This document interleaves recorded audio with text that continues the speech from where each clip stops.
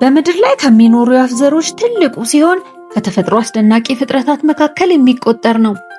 በምድር ላይ የሚታይ ነገር ብቻ አይደለም፣ የተፈጥሮ ምሳሌ እንጂ። ሰው እንደሚያየው ክንፍ አለው፣ ነገር ግን አይበርም። ይህ ውስጡ ያለውን ኃይል በፍጹም አይቀንስለትም። እርሱ ምድርን በፍጥነቱ በመሻገር የራሱን ሰማይ ፈጥሯልና።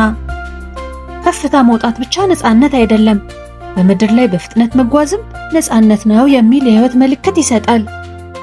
እርሱ ሲሮጥ እንደ ንፋስ ነው። ንፋስ አይታይም፣ ሰጎን ግን ይታያል። ይህ ደግሞ የሚያሳየን ኃይል በመኖሩ ብቻ አይለካም፣ በመጠቀሙ እንጂ። ይህ ፍጥነቱም ሲለካ በሰዓት እስከ 70 ኪሎ ሜትር ይሆናል። ሰጎን በሰፊው ምድረ በዳ ላይ እንደ ንጉሥ የሚቆም ፍጥረት ነው። ነፋስ ሲነፍስ እንኳን አንገቱን ከፍ አድርጎ መመልከት ይችላል። ይህ የወፍ ዘር ወንዱ ሰጎን ከ2.1 እስከ 2.7 ሜትር፣ ሴቷ ደግሞ ከ1.7 እስከ 2 ሜትር፣ ሕፃን ሰጎን ጫጩት ደግሞ ከእንቁላሉ ሲፈለፈል ከ25 እስከ 30 ሴንቲሜትር እርዝማኔ አላቸው። ከሁሉም የወፍ ዘሮች ትልቁና ረጅሙ ነው።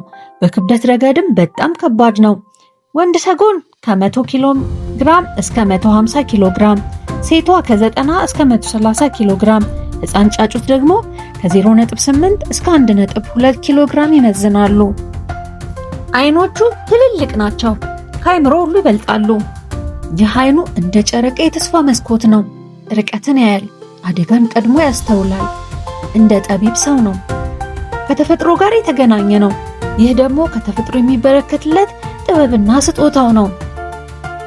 አደጋ ቢያጋጥመው እንኳን አይጋፈጥም፣ መሮጥን ይመርጣል። ይህ ፍርሃት አይደለም፣ ጥበብ ነው። አንዳንድ ጊዜ ማሸነፍ በመቆም ሳይሆን በመርቀቅ እንጂ። ይህ ለሰው ልጅም ትምህርትን ይሰጣል።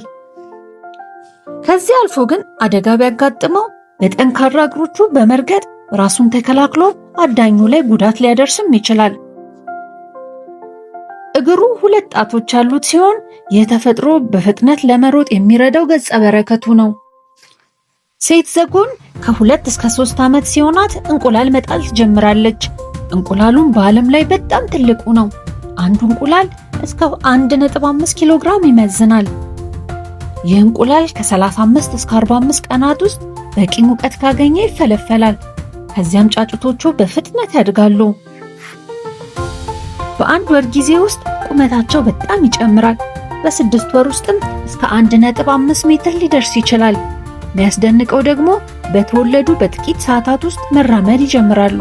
ወላጆቻቸውን በጥንቃቄ ይጠብቋቸዋል። ወንድ ሰጎን ሰውነቱ ጥቁር፣ ክንፎቹና ጅራቱ ነጭ ቀለም ሲኖራቸው፣ ሴቷ ደግሞ ቡናማ ወይም ግራጫ ናት። ሕፃን ሰጎን ጫጩት ደግሞ ቡናማ መስመሮች አሉት። በአጠቃላይ የቀለማቸው ከአደጋ ለመከላከል ለመሸሸግ ይጠቅማቸዋል። በተፈጥሮ ወይም በዱር ከ30 እስከ 40 ዓመት ሲኖሩ፣ እንክብካቤ ካገኙ ደግሞ ከ40 እስከ 50 ዓመት ሊኖሩ ይችላሉ። ሰጎን ረጅም ዕድሜ ካላቸው የወፍ ዘሮች አንዱ ነው። የሚመገቡት ምግብ ሳር፣ ቅጠላቅጠል፣ ጥራጥሬ፣ ፍራፍሬ ሲሆን ትንንሽ እንስሳትና እንቁላልም ካገኙ ይመገባሉ። ሰጎን በቡድን መኖርን ይመርጣል። ይህ ቡድን ምግብ ለመፈለግ ከአደጋ ለመከላከል ይጠቅማቸዋል። በአንድ ቡድን ውስጥ ከ20 በላይ አባላት ሊኖሩት ይችላሉ።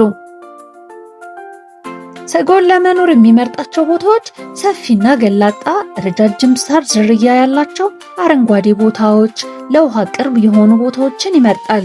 በኢትዮጵያ ውስጥም በአፋር፣ ሶማሊያ፣ ኦሮሚያ፣ ደቡብ ክልሎች በስፋት ይገኛሉ። በአጠቃላይ ሰጎን በተፈጥሮ መጽሐፍ ውስጥ የተጻፈ የጥበብ ገጽ ነው። እኛ እንደ ሰው ልጆች ብንተነትን ብዙ ነገር እንማራለን። ከእርሱ ፍጥነትን፣ ከአይኑ ጥንቃቄን፣ ከእንቁላሉ ተስፋን፣ ከመሮጡ ጥበብን እንማራለን። እንግዲህ ሰጎን የምድር ላይ ያለ ተምሳሌት ነው። የሚያዩት እንስሳ ብቻ አይደለም፣ የሚናገር ትምህርት ነው።